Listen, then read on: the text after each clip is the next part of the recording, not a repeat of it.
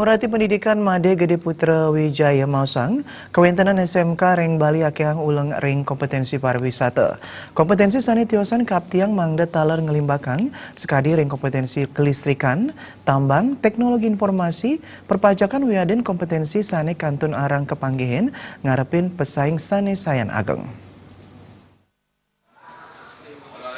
Jadi kompetensi pariwisata pini anet sarang Kewentanan Reng Bali, nangin daning ngelingang yening pariwisata wanda baga sanedangan keni iusan becik uyaden kaon. Nabi malih yening SMK satengah silang SDM pariwisata, kosang pebuat majang pamikarya pariwisata sampun telas. Lulusan vokasional ring zaman sekali mangkin mejantan dahat kebuatang mawinan patut kepikayunen becik. Selidungelipun antuk ngelimbakang kompetensi sanitiosan.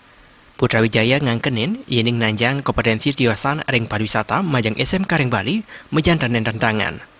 Sekadi kompetensi pertambangan, napi malih Bali nenten medue tambang.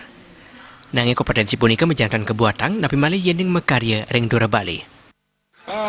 Kita sangat perlu berpikir lebih fokus terhadap vokasional itu.